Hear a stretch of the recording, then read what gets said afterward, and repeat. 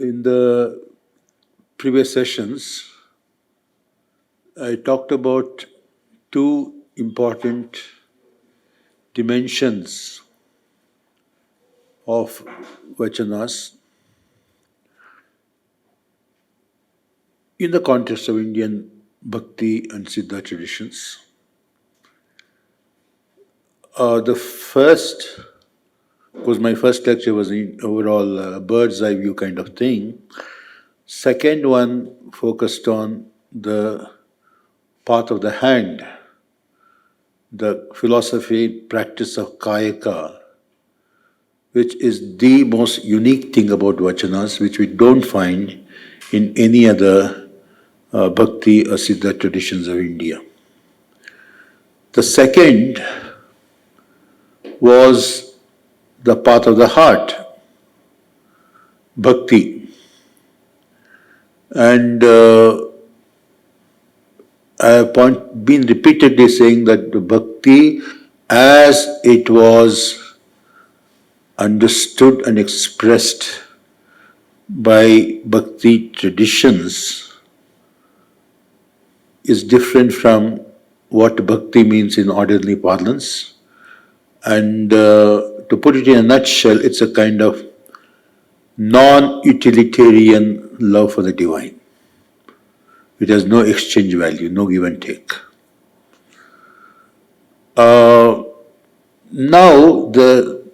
Today I'm going to talk about another important dimension of Vachanas, equally important, the path of void, the path of nothing.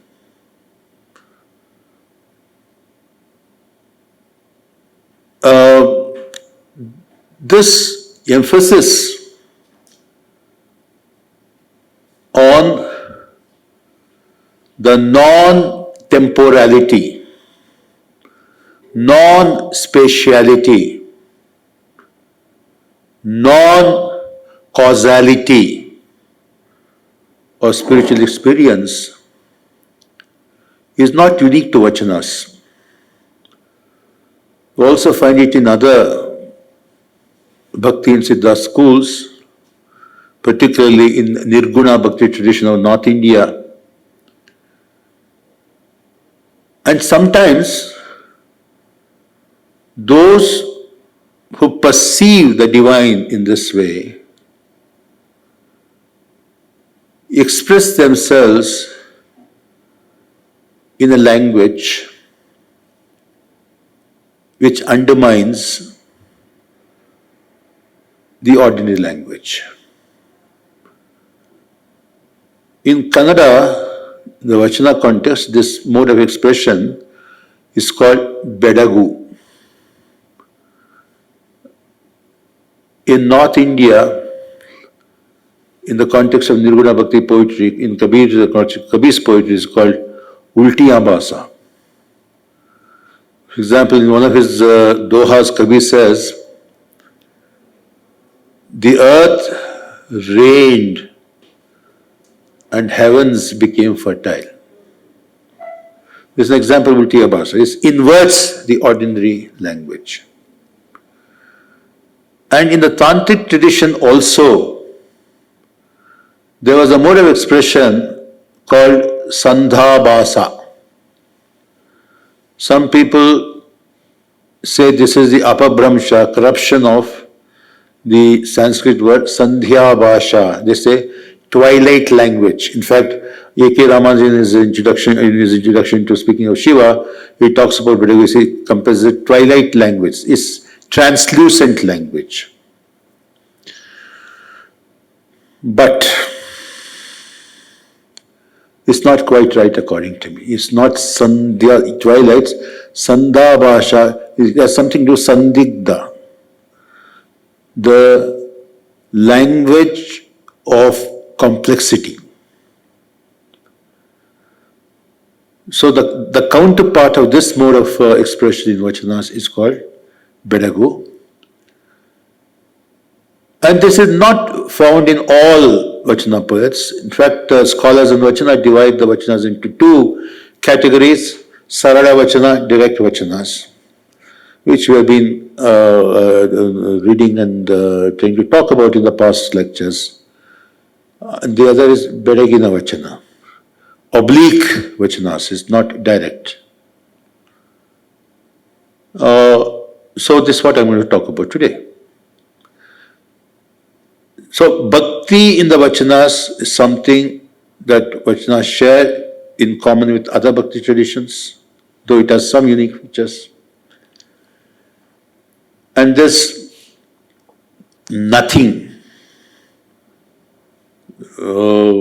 void is something that Vachana's expression has in common with some other schools of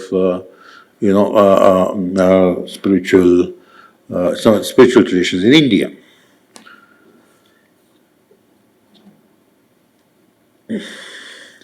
And the poet who is a past master in this mode is Allama Prabhu.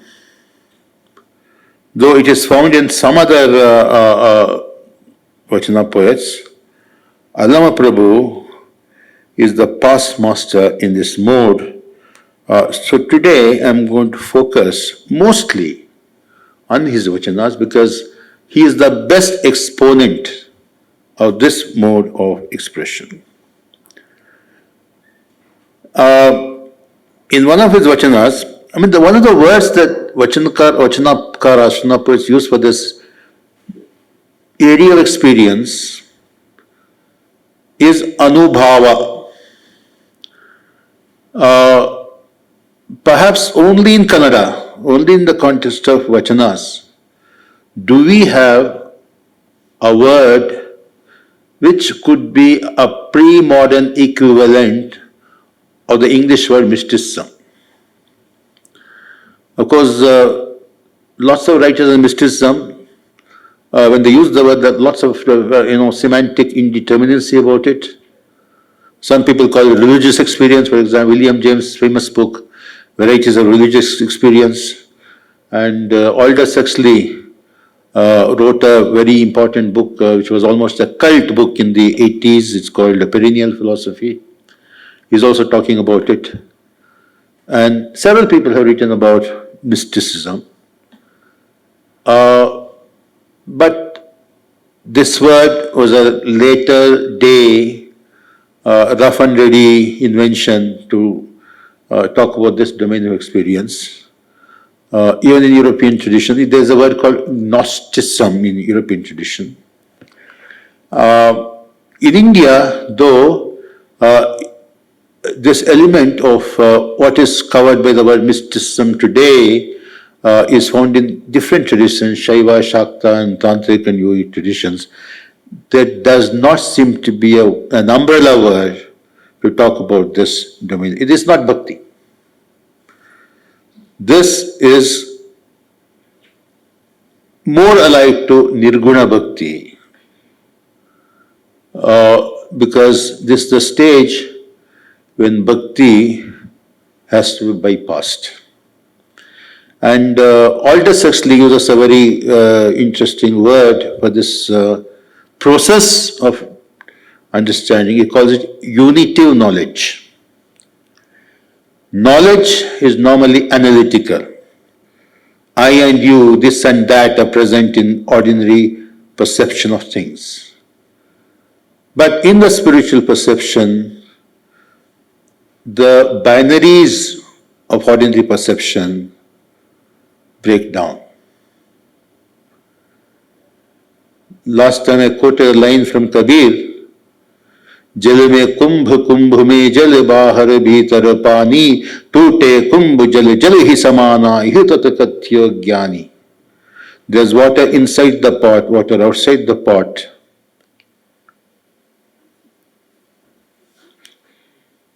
When the pot breaks, water is still the water.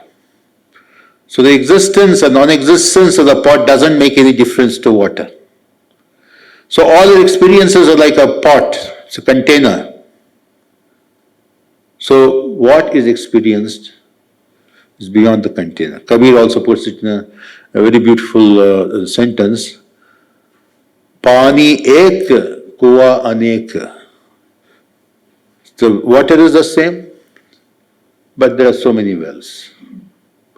So we have to keep these ideas in mind when we discuss the anubhava aspect of vachanas.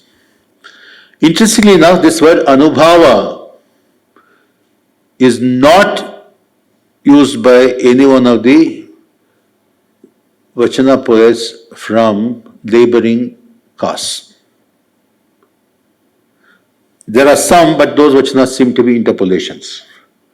This is found mostly in the so-called major Vachanakaras.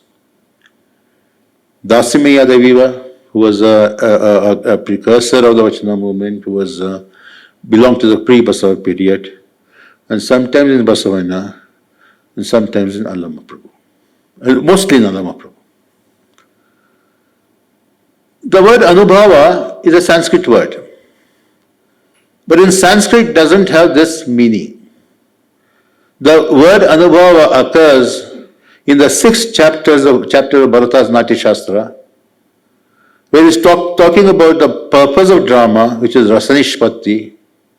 And when his disciples ask him, how is rasa produced? He says, vibhava anubhava sanchare samyogat rasa nishpattihi. Rasa is produced through the combination and permutations of vibhava, causal emotion, involuntary, and anubhava, involuntary emotions, sanchari bhava, voluntary emotions. This transforms the bhava in the poetry or in the play into the rasa experience for the audience. I am not going to rasa theory because that was discussed for nearly 2000 years by the best minds in India. But this one shloka is a kind of foundational shloka, because that generated animated debates about the meaning of vibhava, anubhava, and so on. So anubhava means it is, for example, you listen to the song of a bird, cuckoo, coil bird singing. And suddenly your body, responds with some gestures, some motions, and so on. Something happens to the body. That is anubhava. And how somebody responds to it in his own particular ways, that is sanchari. So anubhava is something that is a stage when bhava, the archetypal emotion like Sringara Veera, is converted into rasa experience, because not all bhavas are delectable in actual life. For example, bibhatsa is one of the rasas, disgust is one of the rasas, and when we look at a mangled body lying on the street, nobody watches with his mouth watering unless one is Idi Amin or one of our TV channels. But in art, the description of battle in Greek drama, for example, description of the utmost tragic events in Greek drama, it becomes delectable. People like it. Why? Because the alchemy of theatre aesthetics converts this emotion, unpleasant emotion, into a distilled form of it. It's called rasa, which becomes is art emotion. Rasa is art emotion. So that meaning is not there in the Vachanas. And Bhakti is seen as rasa. I quoted quite elaborately from Acharya Utpala Deva from Kashmir, where he compares Bhakti as rasa. And later, aestheticians also tried to interpret, like Chaitanya Panthiya's, like Rup Goswami tried to explain Bhakti as the only kind of rasa, all other rasas derivative. Now, here, we are not talking about rasa at all, because rasa is an experience that happens when your heart melts, when your body melts, when that feeling of ecstasy overtakes your body. And one of the Vachana poets, Gajesha Masanaya, puts it beautifully. He's a man, but he writes in the persona of a girl. He says, when my beloved held me, the pleats of my sari came loose, and when he embraced me, I could not see whether it was me or him or something else. So this is how one melts into the experience, an emotion that is bhakti. And for bhakti to express itself, you need something concrete, therefore some form, some name is needed. So this path of bhakti in the Vachana literature is defined as Bayala Alayagurisuavanu Bhakta. Bhakta is somebody who gives an airy nothing, to quote Shakespeare, a name and a form. Whereas the Jangama, who's more the knowledge type, wisdom type, he dissolves form into formlessness. So how do we deal with this formlessness? Of course, many methods of soteriology have been recommended. Ashtanga Yoga, this, that, and Vachanakara has also talked about the worship of Ishtalinga as a soteriological means of attaining spiritual elevation. Some people say bhakti, and in Vamachar Tantra, Panchamakaras are used as a means and so on. But the highest means is no means. And when the experience, Ramanujan in fact translates Anubhava in the introduction as the experience. Anubhava is experience. Anubhava is the experience.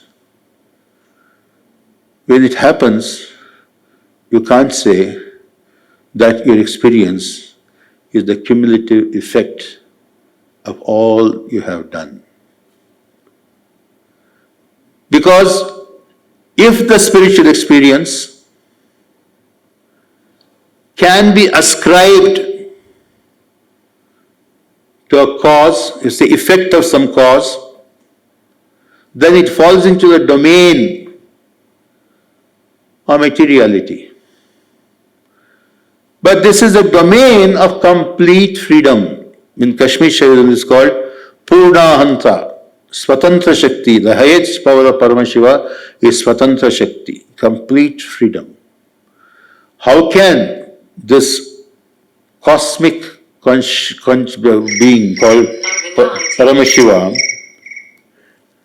how can he respond to the seeker according to the laws of causality?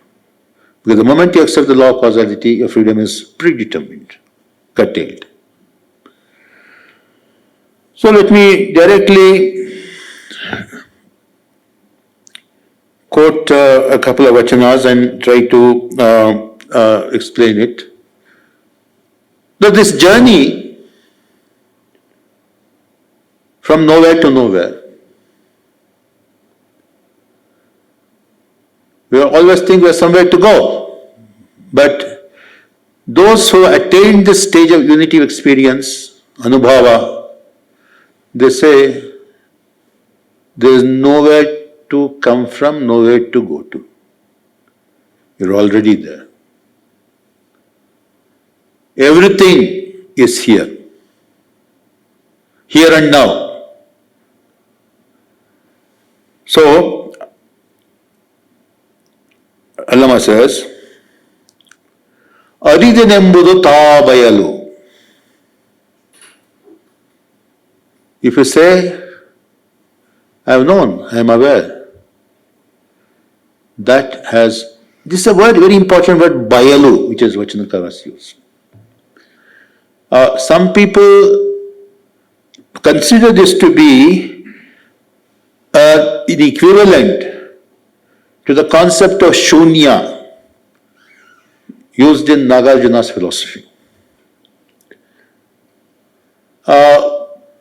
But Allama Prabhu, in one of his Vachanas, talks about Nishunya. Emptiness, he said non-emptiness. Shunya is the negation of everything. There is a negation of this negation, Nishunya. And the word Bailu is the equivalent of it. It is a dimension of experience which encompasses everything. Another term which the German mystic Mr. Eckhart uses is trying to answer the question. It's an experience that happens in eternity. And what is that eternity? People build monuments, erect statues to immortalize themselves, to eternize themselves. But those people die. Even these monuments are subjected to corrosion of time, natural calamities. So they think that eternity is the projection of the present into future. But Mr. Eckhart says this is not eternity. He calls eternity pure duration. In pure duration, there is no past or future. It is not linear time. We're trying to use these terms just to make sense of what is very difficult to make sense of. It's vertical time. And all the time of a ritual, when we're going through, when we're experiencing a ritual, the time when we are absorbed in the rasanubhava, the experience, aesthetic experience of an object, of art, it is not linear time, it's vertical time. So, through art we reach it sometimes, but what artists are trying to reach unconsciously, the anubhavis are arriving there consciously. This is the difference. That's why Acharya Abhinav Gupta, in his commentary on Abhinav Bharati, commentary on Natya Shastra, he called art experience Rasanubhava, Brahmananda Sahodara. It's the younger brother of Brahmanubhava. Because in Brahmanubhava there is no language, there is no communication. And it's not mundane experience. Today, a lot of theories in the West are talking about the materiality of art. If that was true, one could eat a loaf of bread painted by some French expressionist painter and didn't have to eat bread at all. You could smell the flowers in a painting and you don't need real flowers at all. So he says Brahmananda, spiritual experience, the domain of this unitive knowledge that mystics are talking about, he says that it is neither worldly experience, the art experience is neither worldly experience nor spiritual experience. It's in between. But the domain of complete freedom, total freedom, a great Oriya poet, Bhima Boy, who lived in the 19th century, puts it very beautifully. Sunno mandire vihara, upar niche noi. You dance in the hall of emptiness. There is no above, there is no below. There is no behind, no before, no after. So it's that kind of experience which by nature is ineffable, very difficult to talk about. It had best be experienced. Even Lao Tse said, whereof a man cannot speak, thereof he must be silent. But why do we still talk about it? There is some kind of answer to this question in the Shunya Sampadane, in the second chapter of Shunya Sampadane, but there's a debate between Allama Prabhu and another contemporary woman saint, Muktayaka. She tells Allama, ಅರಿವನರಿತರೆ ಎನ್ನನ್ನ ಅಜಗಣ್ಣನಂತೆ ಶಬುದ ಮುಗದನಾಗಿರಬೇಕು. If you have attained the highest wisdom,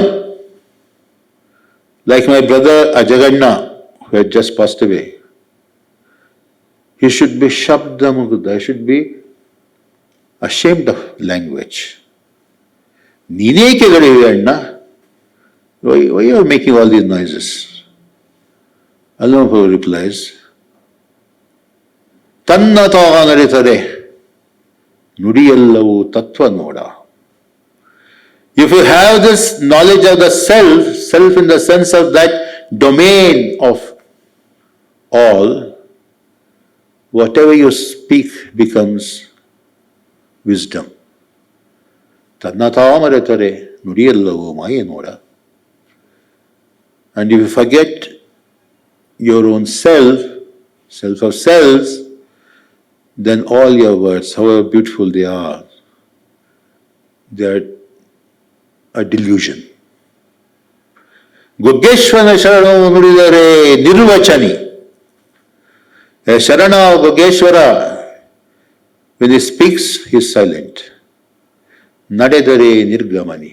When he walks, he is still. So that still point in movement.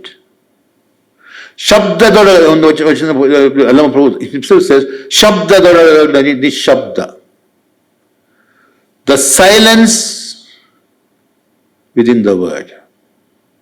That core of silence within the word, which can be compared to the eye of the storm, when there is a storm in the ocean. There is turbulence everywhere. There is a certain point there where there is complete stillness. That point of stillness. The still center of the turning world, as T.S. Eliot puts it in Four Quarters. So that is the domain that these Vachanas, Vedic Vachanas are talking about. He says, if you say I know, when you have the experience, it is dissolved. If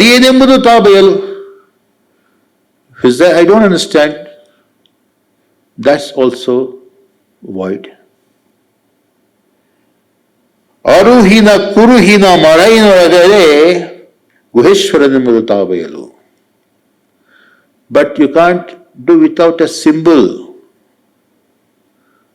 to reach that unsymbolizable domain. Aruhina kuruhanu maradallade. Unless you forget the symbol through which you are trying to understand that, when you forget that, you attain Yogeshwara. And what is he? He is all emptiness. So it's a domain which is beyond yes or no, is and is not.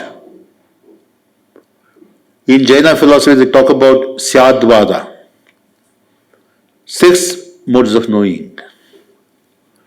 Binary is one of the yes or no, which is the foundation of Western logic, is only one of them. There are 5 more. Seems to be is, but is not.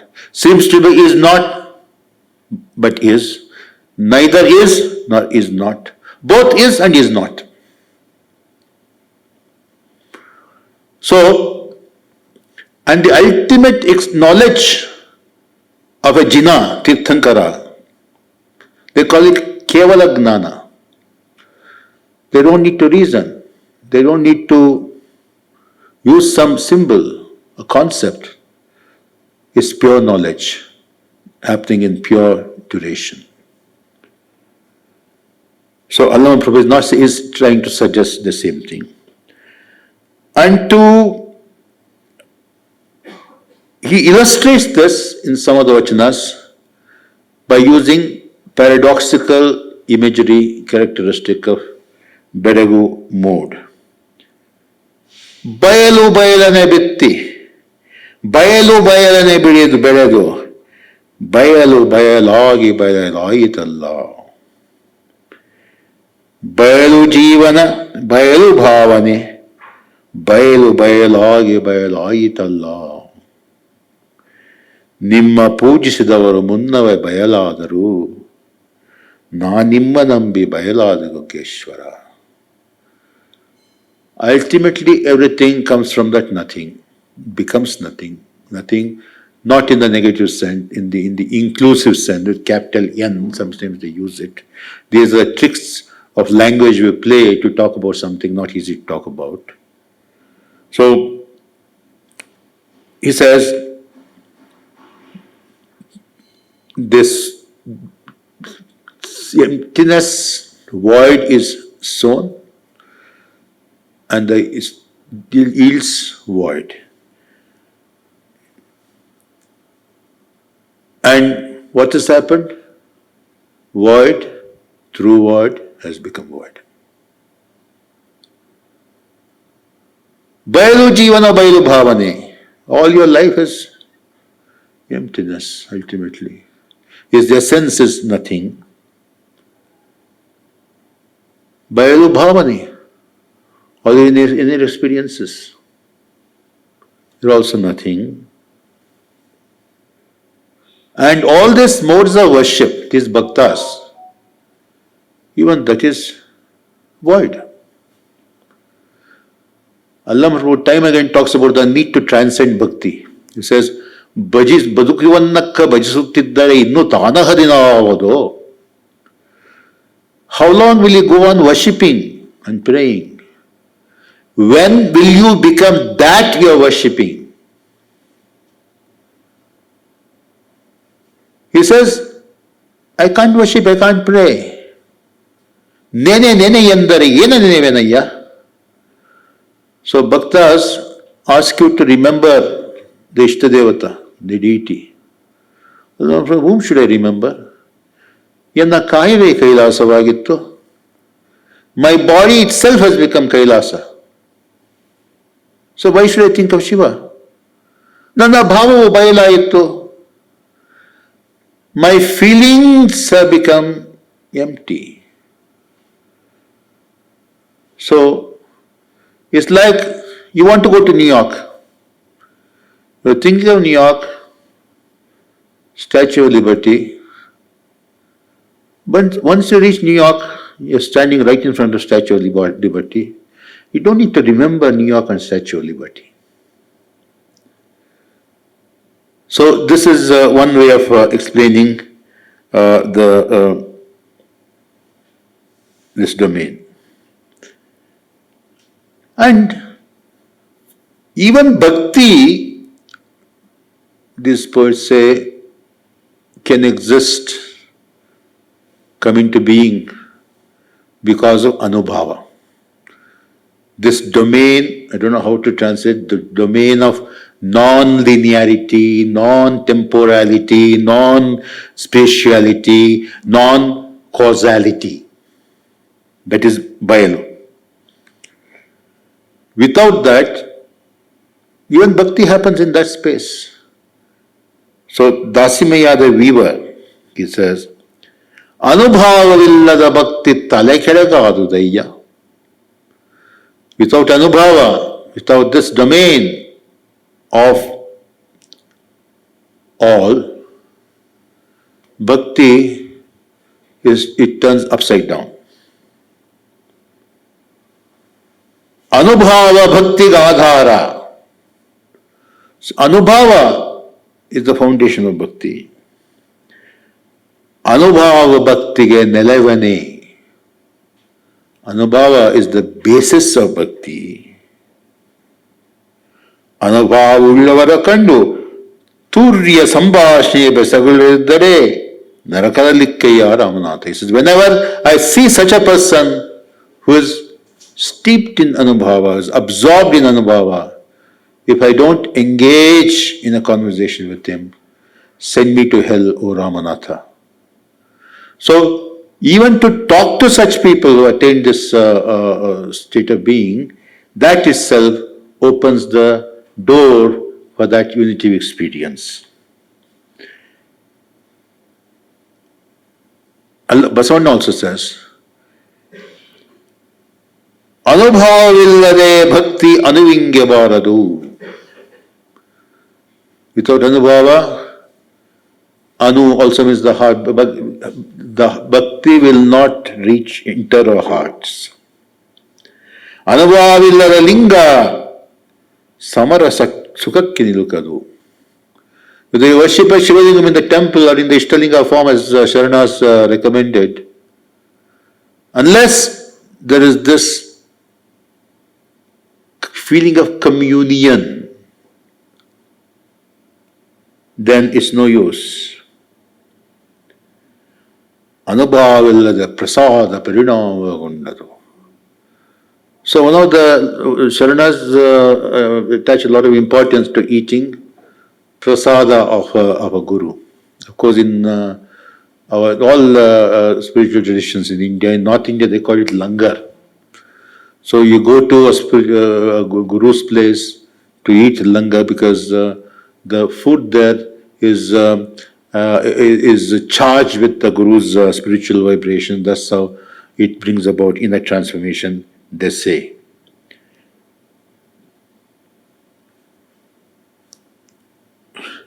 So all systems of knowledge, if you look at from this point of view, are traps. Not only systems of material knowledge, also spiritual knowledge. In Kathopanishad, the distinction is made between prayas and shreyas. Prayas is happiness in this world.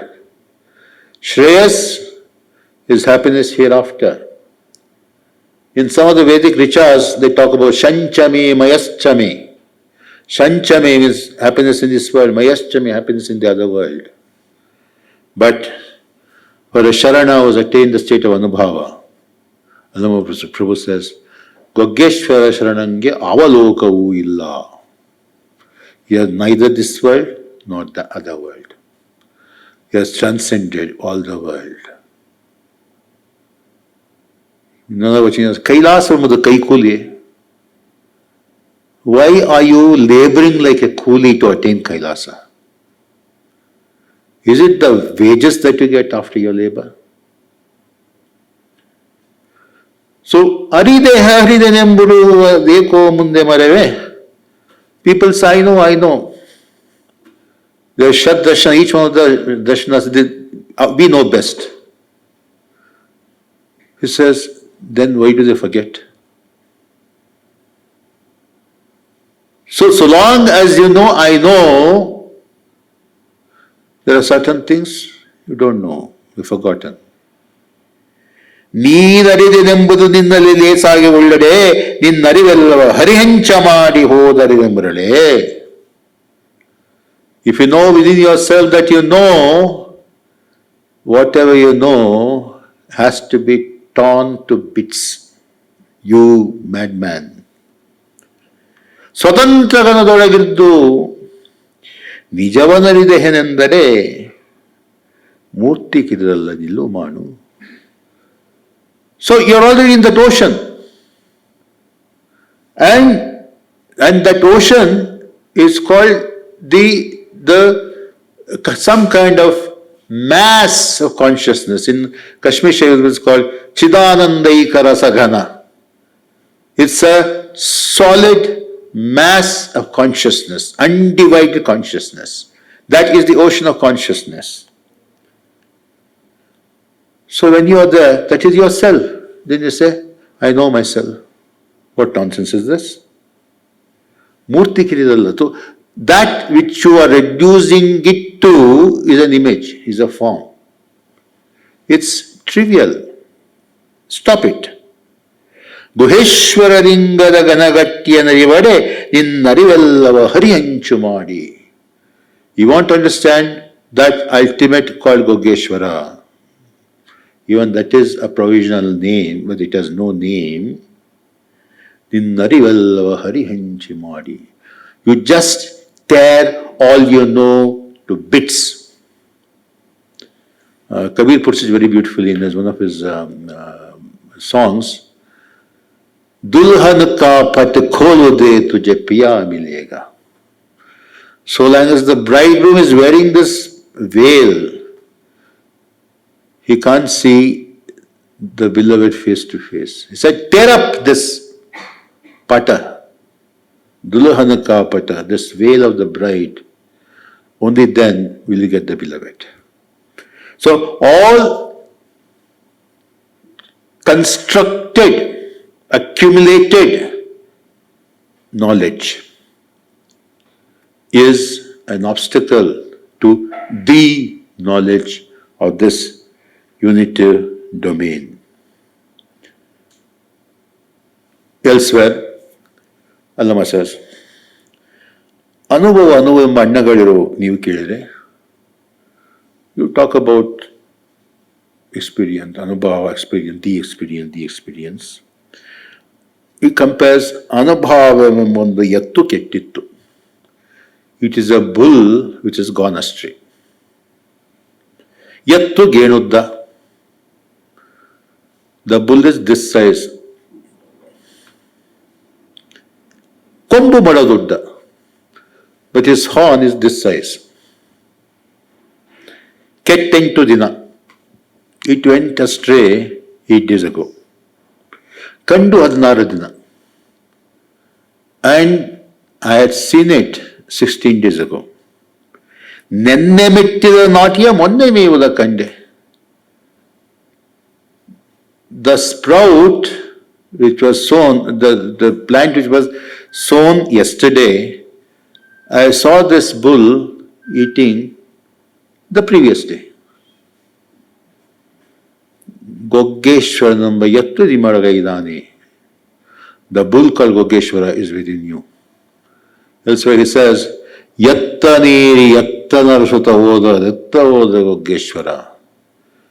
You're riding a bull, but you're going in search of the bull. You forget you're riding it. There's a famous painting which is used by in Chinese Buddhism, in Chan Buddhism. There is somebody who is going in search of a bull, sitting on a bull. Ultimately, somebody points out to him, "You're already sitting on the bull," and then he realizes he is riding it. So ultimately, all your quest will go back to yourself. All meditation ultimately turns back to the meditator.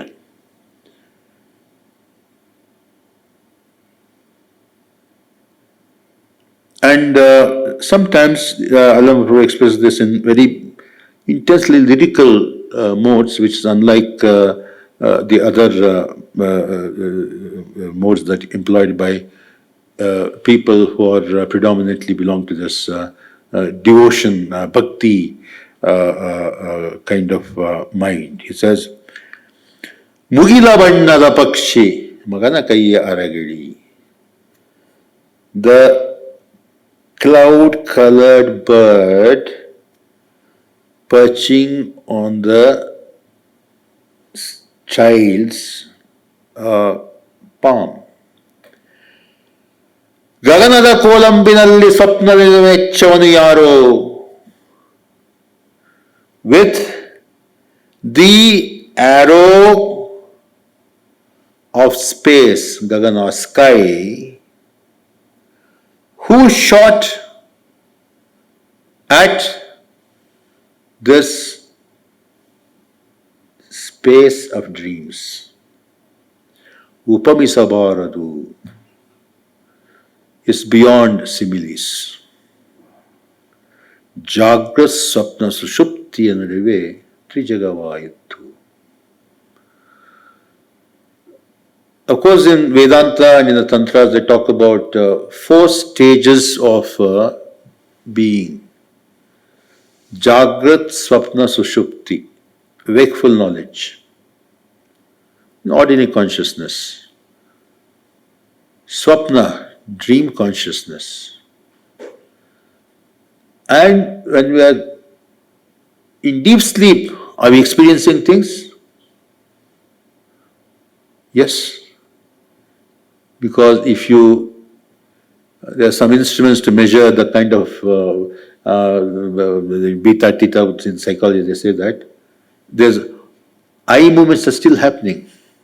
RE, rapid eye movement, RE, yam they say, still happening, which means you're still experiencing. You forget it, you're not aware of it. So the highest knowledge says happens in Turiya, in the fourth state of consciousness, which is inclusive of all this. This fourth state of consciousness, in Shivagamas, this is called Parashiva Tattva or Parasambit. In Vedanta, this is called Parabrahman. In Buddhism, this is called Bodhicitta, in Mahayana Buddhism, Buddha mind. So,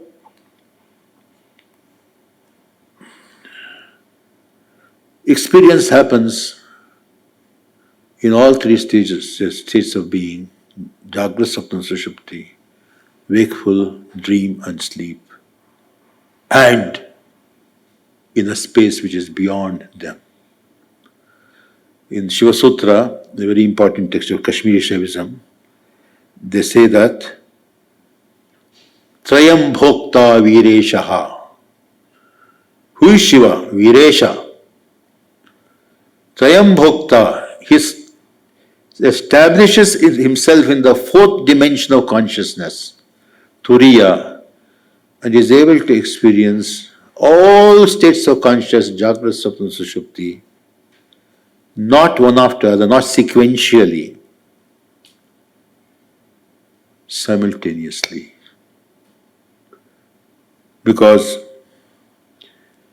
this is the state where all distinctions break down.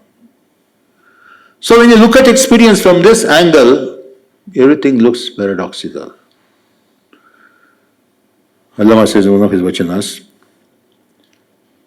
it's a very famous Vachana, Yattana Mamara, Yattana Kogile.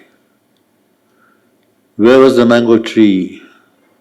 And from where did the mango tree come? From where did the koil bird came? Yattanindatta Sambandhavaya. What kind of kinship is this? Bettanalli Kai, the mountain gooseberry, Samudra Gagana Uppu, the salt of the seas. Yattanindatta Sambandhavaya. What kind of kinship is this? Inago Gogeshwar Yattanindatta Sambandhavaya. Then what is this kinship between me and Gogeshwar? This is the paradox.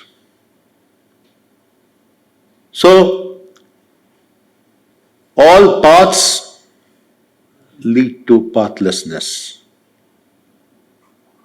All knowledges, forms of knowledge, are dissolved in that state of unitive knowledge called Anubhava. And that is the basis of all experience. And after having entered that state, from that dimension of experience, from the heart of that space within, which is also without, Allama is talking to us. Of course, in another Vachana he says, Maya bennali banda marudayandu nanida pariyanoda. I realize that I am the crazy one who chased illusion Maya. And Maya in the context of Vachanas has a different meaning than in Shankaradvaita, where Maya is considered illusion. In Shaivism, Kashmir Shaivism and this Sharana philosophy, Maya is not illusion. Maya is constricted, limited knowledge. So we begin with this limited knowledge. You think that I am so and so, Anu. In Tantra, this is called Anava Mala. Ego, impurity of the ego being. Tane Goheshwaranam Dvarida Pariyanora. And then I realized I am not a mad one chasing Gogeshwara, Maya. I am myself Gogeshwara. I thought the real I was somewhere else. So I wandered here and there, but ultimately everything was where I was. This experience between the realm of relativity and the realm of the absolute. Buddha in his Tipitikas talks about Laukiya Satcha and Paramatta Satcha. Of course, later it was smuggled into Advaita philosophy. Buddha talked about the relative truth and the ultimate truth. For example, in Buddhist philosophy, I explain this way: when I look at this object, any solid object like this, from the perspective of limited knowledge, Lokiya Satcha is holding together solid. But when you look at it with the Paramatta Satcha, the ultimate truth perspective of the Buddha, you see this is not stable, everything is changing. Your perception becomes so subtle that what you think solid is not solid.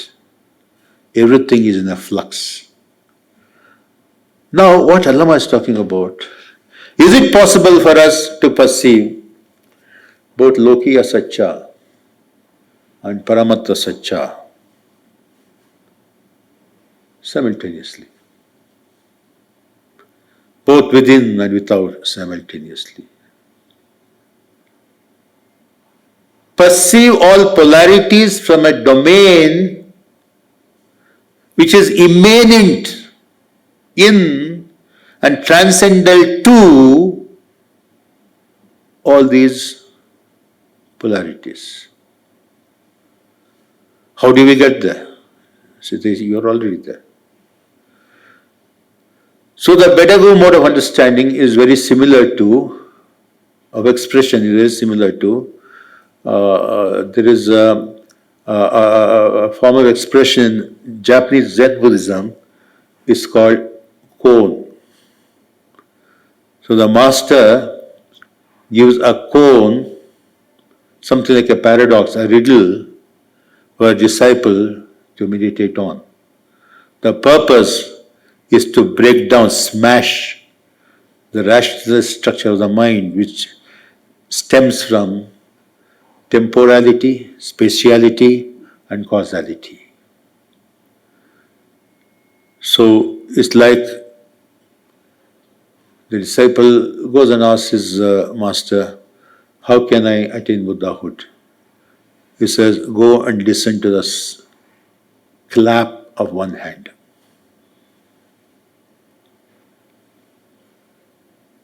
How can I find the Buddha? He says, when you see a Buddha on the street, kill him.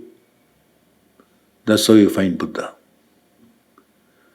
So it's not irrational, but non-rational way of explaining, because this domain is not, cannot accommodate rationality. So this is also an important aspect of Vachanas. It's not unique about Vachanas. I have said this is also find it in another tradition. There's another dimension of Vachanas which I didn't dwell on because I didn't think it is so essential. That is, I'll make a brief mention of it. It is the dimension of didacticism and satire in Vachanas. So when the saint poets criticize the followers of different schools, because that this is done by all followers of all schools. The Paramata Khandana is part of it, and also they expose the vanity of the world. And after this serious lecture, I conclude with somewhat comical relief, Vachanas. This is a satirical Vachana. Here, a snake charmer and his wife are going to look for a bride for their son. On the way, and the snake charmer, his wife is broken-nosed. The snake charmer is holding a snake in his hand.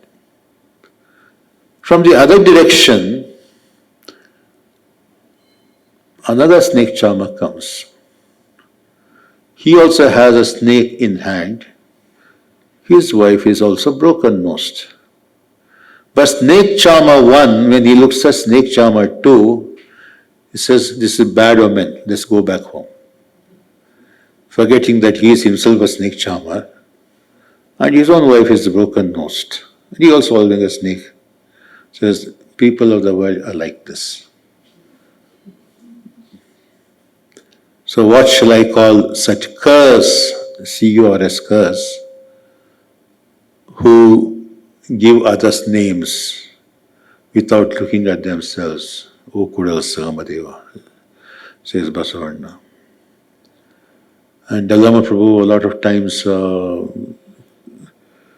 speaks about other systems. He says about temple worship, he says, Deva Vandare Degula Uditta Kandi.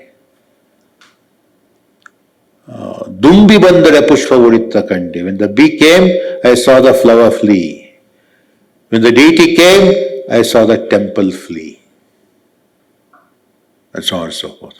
There's another dimension of it, but the most important dimensions are the Kayaka, the spiritual philosophy and practice of labor. Second is Bhakti, which is the path of the heart, that's the path of the hand, and then this is the path of emptiness. Then is it a path? Then yes, stop there. Hi, sir. Good evening, and thank you for this entire series. It's been an amazing experience. My question is largely centered around Alama's popularity, at least in the public sphere. He was, even now remains a very, very popular figure. And I'm interested in this in two aspects. One, what were some of, at least these religious institutions, the orthodoxy, which codified Alama in some sense, right? How did it serve their self-interest to sort of prop up a figure like Alama with this rather seductive but dangerous ideology that he had in some sense of void and all that? And secondly, amongst the common people, the laity, how did he become such an enduring figure that until perhaps even cinema stars, there was really nobody quite like Alama, like Basavanna, like all these figures? Because even, I think anyone who's saying that they've read his text and understood it entirely is definitely lying, because it is complicated text to negotiate with. So I was just interested in it from these two aspects. Okay, good question. Where do you think, before I answer your question, hello, where do you think philosophy of nothing is dangerous? I think because, at least from the perspective of someone who is like an elite or a ruling person or whatever, once you have sort of told everyone that the void is real, let's say, and Shunya is real, why should they be motivated to do anything for you at that point if these systems are supposed to be toned down, right? But then perhaps by that time that this evolution happened, it had changed into something else entirely. Maybe that helps with making people submit also, right? And being exploited to a greater degree. Yeah. If you look at Indian spiritual schools, most of the Nirguna schools have been associated with Shudras and Dalits. They talk mostly about the philosophy of void. So they came from laboring classes, exploited classes, and I think they knew better what is best for them than we do. No philosophy is dangerous or safe, depends on what we make of it. For example, Buddhism is supposed to be a very humanitarian religion. What happened to it at the hands of Sri Lankan state? Marxism is supposed to be humanitarian philosophy, some people think. But what did Stalin do to it? And what has become of Gandhism in India? So that's a different thing. Depends on who puts it to what use. Number one, Allama was not a popular figure. He was certainly not the Shah Rukh Khan of Kannada spirituality. This centrality that is according to Allama's figure came about in the 15th century, nearly 200 or so years after the Vachana efflorescence, during the Sangopana Yuga, the age of compilation, where Vachanas were collected, classified, anthologized, and narratives were written about them, both discursive narratives and poetic narratives. By this time, there was a kind of makeover, takeover of the tradition by the initiates. I'm not talking about conversion because there was no conversion pre-mod, there was only initiation. Initiates into the school from dominant communities.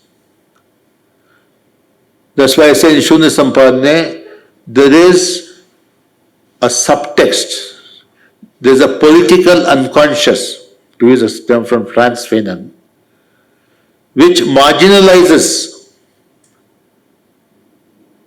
the centrality of the expression of laboring class, of Kayaka philosophy. So, after having pushed it away, what they put in its stead, two kinds of narratives. One is Basava-centric narrative, where devotion of a certain kind, not the experiential devotion that Basavanna himself talks about, something like, the faith, militant faith in some, transcendentalist religions. A narrative based on that. The other is Virakta. Allama Prabhu is the hero, Allama-centric narrative. By this time, the monasteries of Karnataka, which earlier belonged to a school of Shaivism called Karamukha, because this Sharana cult has become very popular, they converted themselves into Virashaiva Mathas, Virakta Mathas. So they wanted somebody as the symbol of their, stance. They found it in Allama. But the kind of Allama they made of Allama is different from the Allama that you resonate with when you read the Vachanas. Just as the Basavanna of his own Vachanas is different from the Basava figure which was erected by this the beneficiaries of this tradition. Allama was not a popular figure at all. There were two, of course. There was there were the poetic narratives both about Basavanna and Allama. In Telugu, Palpurke Somnatha wrote Basava Puranamu, which was later translated into Kannada by Bhima Kavi. And then about Allama, Prabhulinga Lile was a text which makes Allama the protagonist. And Prabhulinga Lile was somewhat popular in Shaivite circles because 100 years after that it was translated into Tamil by a poet called Shivaprakash Swamiyan. And this text was discovered in Yarpanam in Sri Lanka. Yeah. That's it. There is some mention of Allama in the folk traditions of North Karnataka and also in South Karnataka. But that is a different kind of thing. For example, in Manteswami Kavya, Manteswami Kavya, which is a Dalit oral narrative, the protagonist Manteswami is associated with Allama Prabhu, Allama Prabhu, they call him. So beyond that, Allama was not, for example, many of the Swara Vachanakaras of the next phase of Vachana efflorescence in the 18th and 19th centuries, a few of them speak of Allama. So in the 20th century, when these Vachanas were rediscovered, some modern writers, particularly some postmodern writers in Kannada, they thought Allama is somewhat like Derrida. Some people have compared Allama to Derrida, and some people have compared Allama to the theatre of absurd. So they carry these things in their head and project it in Allama. The non-rational dimension of modernism, that attracted some people to Allama because it reads like somewhat imagistic poetry. It reads somewhat like what is that? The avant-garde European poetry, things like that. So, most of the people who written about Allama, they're writing heaps and heaps of nonsense because they're not listening to what Allama is saying. They're trying to project their own images on Allama. My question is from across the 4 lectures. So, we see that there are many forms of self-other dyadic relationships in the Vachanas. I beg your pardon? Could you repeat that? Like, there is a master-slave dyad. Which Okay, is yes. Which is very different from the German master-slave dialectic. And then there is Bhakti, in which there are 2, worship and the one who's worshipping. And then there's also the Vachana you recited now, where you want to become the one who's being worshipped. And then there's also the beloved and the lover, which is acutely gendered too. And then there is the split in the body that labors, as if there's a spirituality in that body itself. So, what is then the self-other relationship in Anubhava? Because here forms are disintegrating. Okay. That is one part of the question. The other part is that I'm not saying there needs to be one, but is there a more overarching or foundational self-other relationship in the Vachanas? Yeah. Number one, in Bhakti tradition, Bhakti is expressed in the language of different human relationships. Dasa Bhakti, master and slave. Madhura Bhakti, beloved. Sneha Bhakti, friendship. Vatsalya Bhakti, parent and the child. Veera Bhakti, the war, language of warfare. And there's something else called, these are social relationships. So the experience of bhakti is also not easily expressible in words. And some people have argued that so bhakti traditions furthered the slavery of caste system in society. But there's a difference. The caste exploitation in society is imposed. But when the bhakta calls out to God as his master, it's a voluntary relationship, it's not imposed. And they also talk about moments when the relationship has become reversed.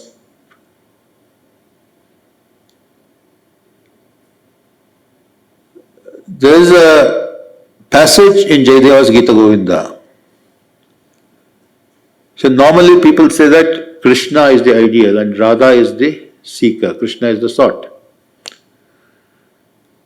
But because Jayadeva's Gita Govindam comes from the Charyapada tradition, which is a woman-centric worldview, in the culminating passage of Gita Govindam, when Radha, after Krishna is wandering here and there, then Radha is waiting for him, and then he comes back and he plays all kinds of tricks, but Radha knows the truth, and then ultimately when they meet, Radha comes on top.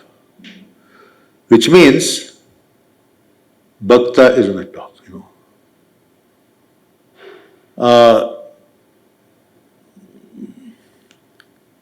So that relationship is reversed. So it is, there's no one-to-one correspondence between this language that the Bhaktas use and the social reality. Gendered, of course, is there, but sometimes, like in Gita Govinda, in Akamadev's Vachanas also, so for example, because the word Maya, the trick of the Sanskrit language, it becomes feminine gender, is regarded as a she. But Akamadevi reverses this. In one of her Vachanas, she calls Hendinge Gandayi Kadittamai, Gandinge Hennayi Kadittamai. They use these languages and they know the limitations of these languages. Now, other very important question that you asked is very difficult to answer, not only because of the answer required, but also the language that you have been putting that question in. Because your language comes straight from the analytical philosophies of the West. Nothing wrong, we're all if you want to understand this kind of the phenomenon, we can't reapproach them through the languages that we know, we have learnt, but we have to do a lot of unlearning. So still, because all of us use language is inhibitive, any kind of language. So what is that overarching domain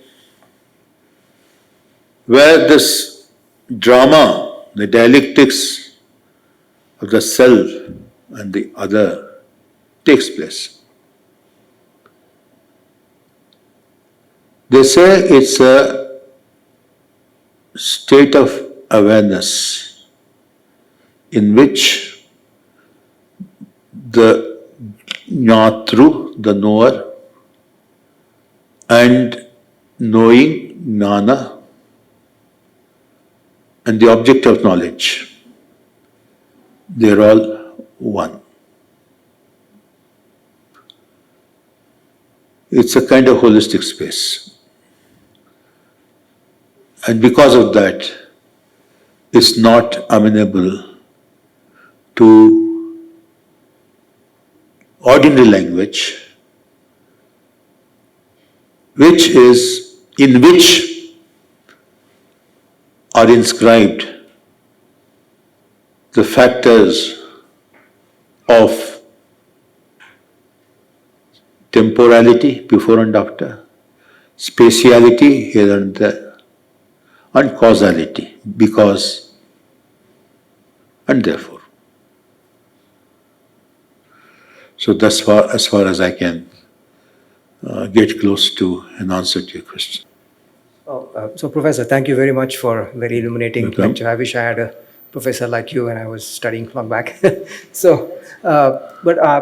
too had very bad professors. No, I don't mean it that way. I mean, I had many good professors, but somebody who could relate Congratulations, I had none. everything like this together, I think it's a great experience for me. So I have an observation and a question for you, please.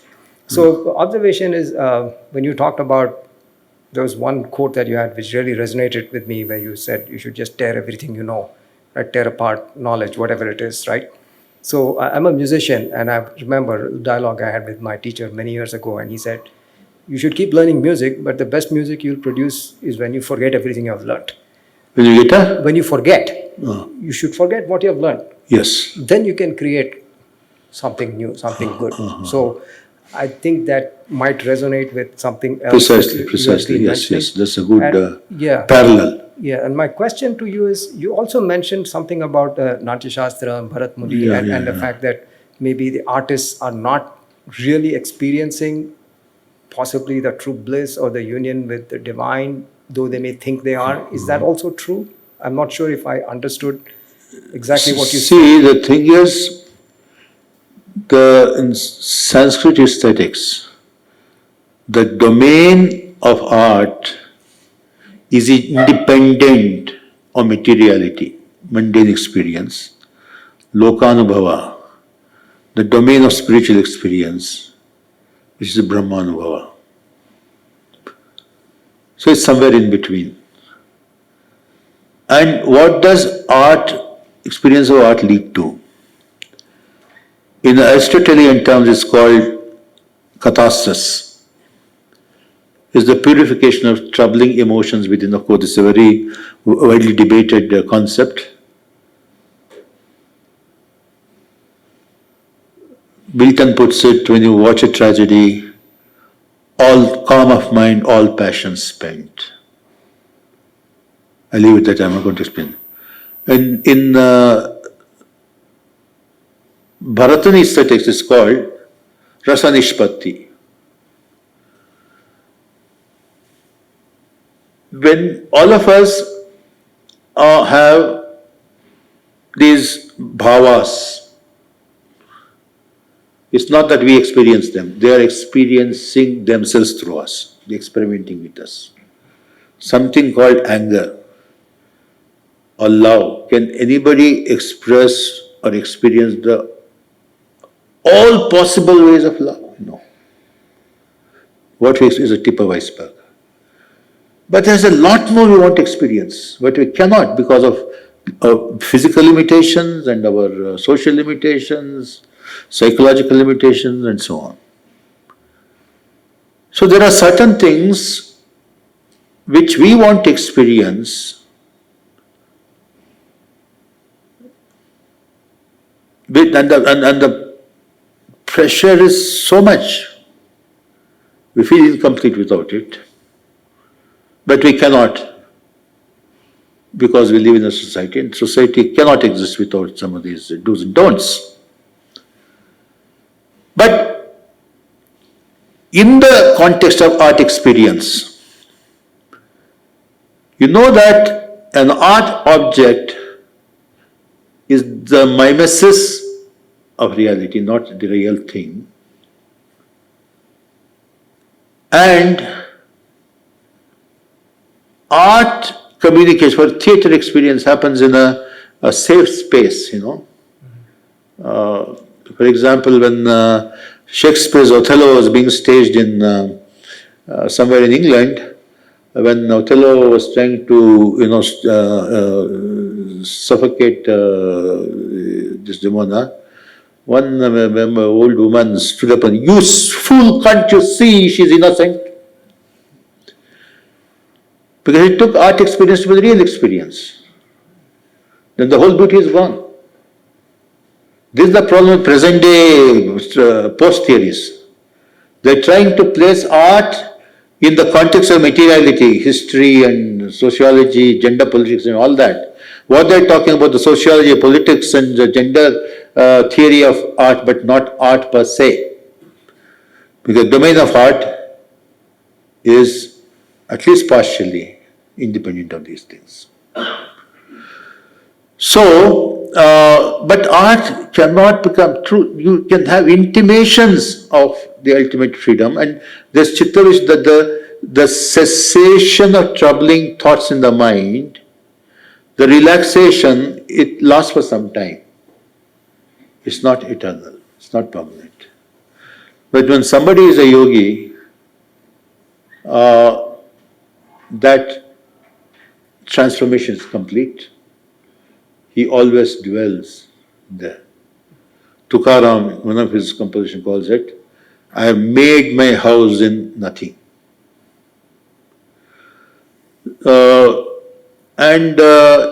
Yes, the other thing you said, that one has to go through a lot of learning, following the rules, etc. Ultimately, greatest artists break the rules. This is the difference between Mallikarjun Mansur and Kumar Gandharva. Mallikarjun Mansur was a great singer, but he was still working within the parameters of classical aesthetics of Indian music. Kumar Gandharva learnt it all, then gave it up. When he comes to sing his Nirgun bhajans, he has imbibed all the classical. So Vachana Poets also said, "Kuruha hiridu kuruha marayovade." You have to go through the symbol only to transcend the symbol. Last time I gave the example of the finger pointing to the moon. In Zen Buddhism say, when you're doing that, don't focus too much on the finger, or else you miss that heavenly glory. Great. Thank you. Thank you, Professor.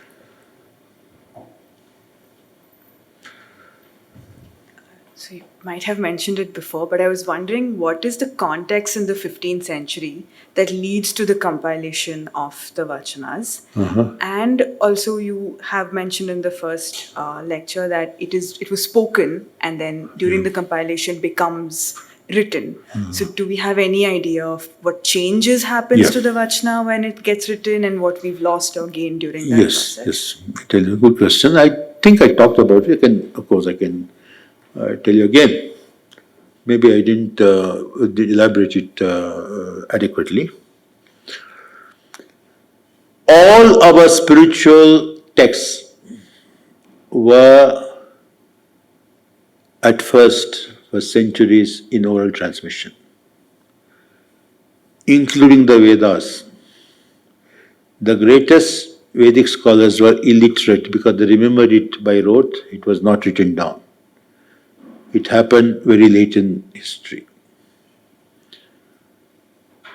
Not only devotional, any kind of, even the Tamil Sangam texts were in oral transmission until they were codified and translated into writing at some point of time in history. Buddha's teachings were also in oral, tradition. That's why in Buddhist texts, in the Tripitakas, in Majjhima Nikaya and all the Nikayas, it says, "Thus I have heard." That's how it begins. And why do people commit it to writing then? When a certain tradition, a certain usage becomes immensely popular, the ruling class, ruling state wants to give it royal or imperial patronage. For example, Ashoka gave imperial patronage to Buddhism.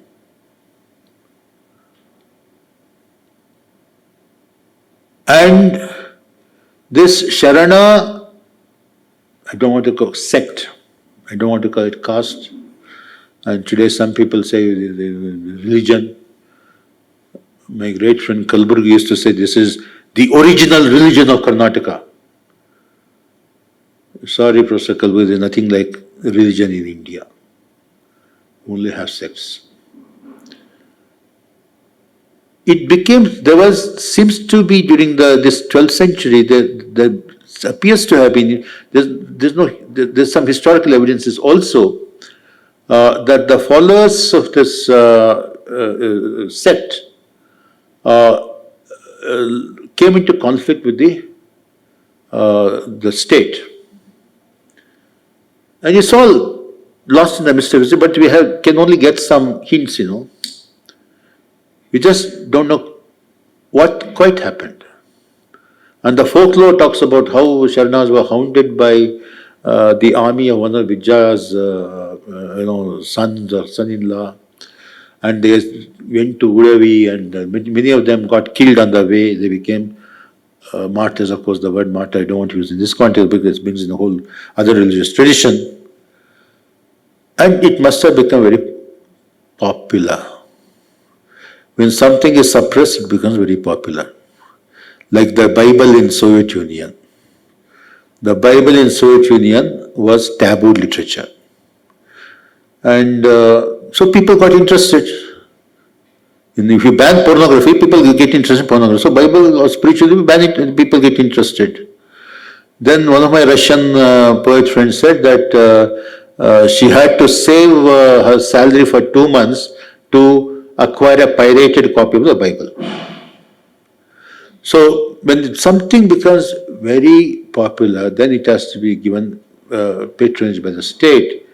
And even before perestroika happened, certain states started accommodating a certain amount of religion. For example, in Poland, for example. And the Pope made one visit to Poland, and the communist empire fell down like a house of cards, Poland. So this must have become very popular in that area, after 2 centuries after this events actually happened. And then Emperor Vijayanagar was a great center of power at that time, Prabhudevaraya, he gave it imperial patronage. And when the patronage was given,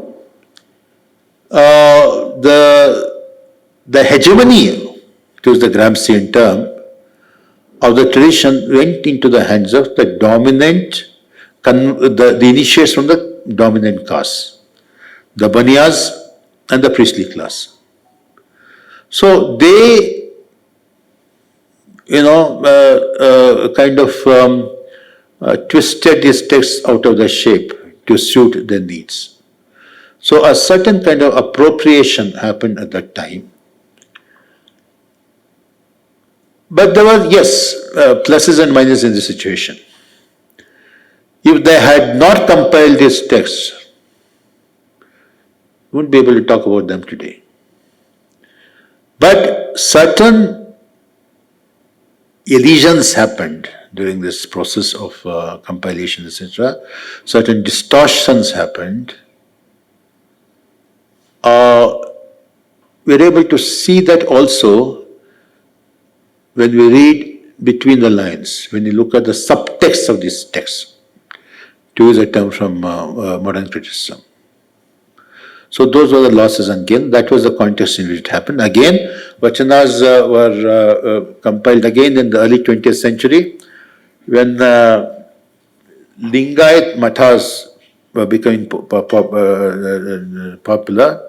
powerful, because these certain amount of capitalist modes of production came into big cities like Hubli and Dharwad, etc. And this transformation is very effectively expressed in Tattvapada by Shishnal Sharif Saab. So this transformation was happening. He talks about the needle ಸೂಜಿಯೇ ನೀನು ಮೋಚಿ ರಾಜ್ಯದೊಳಗೆಲ್ಲ ತೇಜ ಕಾಣಿಸುವಂಥ ಸೂಜಿ ನೀನು ಹಿಸಸ್ ಸಿಂಪಿಗರಣ್ಣಾಗ ಬಲ್ವಾ you are the strength of my tailor brother but company ಸರ್ಕಾರದ ವಶವಾದ ಸೂಜಿ you become the slave of the company government. So that process was happening. So then these matas were becoming dominant. Then this gave a flip to the earliest Vachana scholars like Hadakatti and others. And the Lingayat community was consolidating itself to collect and edit and publish these Vachanas.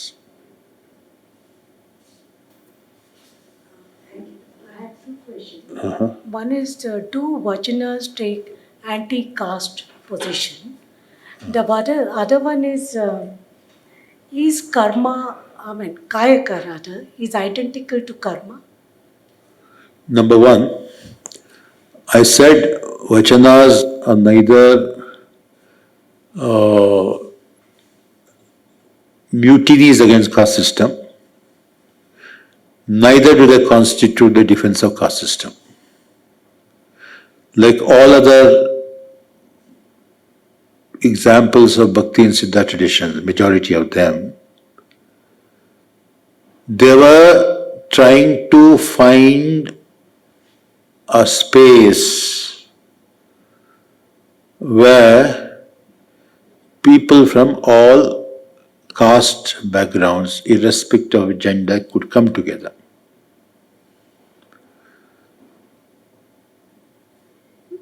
So they are trying to transform the caste society from within. Basavanna said, Brahmana madalagi, Shvapachakadayagi, Shivaktaranalla vande yambe. And he says, once you become a Sharana, Purvacharava Taradanda. Recently, when Rahul Gandhi took this Linga Diksha, for whatever reason, some press people called me and said, isn't this a political stunt? I don't know. But in all our spiritual tradition, including Sharana tradition, the initiation is open to everybody. In Guru Paramparas, all Bhakti traditions, Siddha traditions are Guru Parampara, where caste is immaterial. Where in Acharya Parampara, caste, even subcaste is important. Sometimes Guru Paramparas transform into, metamorphose into Acharya Paramparas, like Lingayat Matas today. So the successor to any one of these matas is mostly from the same sect.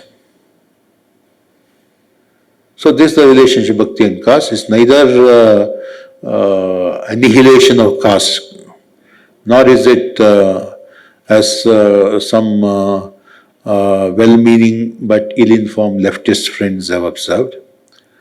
Neither is it the defense of caste like not so well-meaning scholars like Balagangadhara have said. Truth is in between. What was the second question? Kayaka and karma. Very different. I said the other day, Professor Srinivas Murthy said it's the same as Karma Yoga. I said emphatically it is not. What is Karma Yoga? It says Karma Nivadikasya Mahapali. You have right only to do your karma. Don't ask for the returns. It's like a factory owner telling the workers, you toil, don't ask for wages. We decide what the wages are. That's the deal. And this karma philosophy is also, so karma not in the sense that Buddha said, of course, these words have been used in so many conflicting and confusing ways. One has to figure out in what context they are using it, like dharma, karma, etc. So, dharma, dana, all that related. They are the what's the word for that? They collocate with the word karma. What is this institution of dana? William Blake said, charity would be no more if there hadn't been so many poor. It's a means of keeping the poor poor. And who is giving this charity? The moneyed people. Ullavaru Shiva, they are the ones who build the temple. Ullavaru Shivalaya Maduvaru. What can I do a poor man? Naniya Maduva Badavanaya. They build temples. And they appoint all these Shudras and others as, for in temple service. That is a karma. Kayaka is voluntary. Even though you have handed down the trade of, being a cobbler or something, or a washerman, you, instead of seeing it as a imposition, you do it voluntarily and make that the object of your meditation. In all spiritual traditions, one of the ways of freeing ourselves from conditioned existence is to apply meditative awareness to that limitation. If the mind bothers you, you can't cut out the mind, you can't fight with the mind. Be aware of the mind. When you apply awareness, it stops troubling you after some time. It becomes manageable. So instead of, bemoaning, oh, I am doing this menial labor, or instead of feeling pride, oh, I am a Brahmin, I am doing this labor. All labor is labor, it is kayaka. Basavanna says, Saptada samam pindam samayoni samudbhavam atma jiva samutpanna varnanam kim prayojanam. All bodies are made of saptadhatus, and all beings have come out of the same yoni. So varnanam kim prayojanam. What's use is the varna? Kasi kammaranada. Somebody working at the furnace, he became a kamara.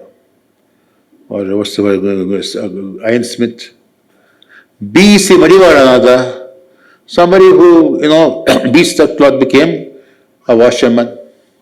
Vedavanadi Harvanada, somebody read the Vedas and he became a Rambram. Kulaveno, Vandita Kulaveno. So we'll talk about their caste. So that is the answer to your question. So Kayaka is not Karma Yoga. The Vachanas talk about Dasoha, not Dana. Because people who give things away in charity, they do it from the coffers, which is the cumulative effect of looting others. The biggest emperor is the biggest lutera. The whole history of the world is the looting others. The Telugu poet Sri put it very beautifully. Ya desana charitra susina yemunadiga garva karanam narajati sacharitra samastam parapirana parayanatvam. Don't be proud of the history of any country, because all history is the history of increasing expertise in exploiting others. So parasati paradana, that's why Sharanas always attack parasati paradana. Chalabeku sharanangya parasati enolle namba. Sharana should stubbornly say no to another's women. Chalabeku sharanangya paradana enolle namba. He stubbornly should say no to somebody else's wealth. But where did all these kings and emperors get their wealth from? You read the history of wars in our historical epics. In Sangam poetry, or in Kannada also there are some historical poems like Bijjara Deva Kavya and Sirumani Chinite. It was a brutal society in those days. So here it's not your own earning, through that you give it to others. I think this is remotely related to one of the aspects of Tangamagga, the eightfold path that the Buddha talks about, is called Samma Kammanta. You should pursue an honest labor in your life. One of the 8 steps of the Magga, the path, which was taught by Lord Buddha. Okay, on that note, I'm sorry, we got all the time. On that, Kayaka doesn't have an emphasis on the physical labor actually, as opposed to all kinds of intellectual and intellectualism and all that. How to answer this question? Is your body physical or non-physical? When you are eating, is it physical or non-physical? It depends on from what vantage point you perform this action. So, physical labor becomes spiritual labor in the context of Kayaka. You are breathing. Breathing is not meditation.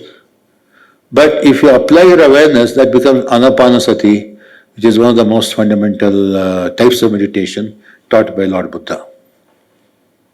Thank you all for your questions. That's we have time for. Thank you, Mr. Prakash, for this enlightening series. Thank you very much.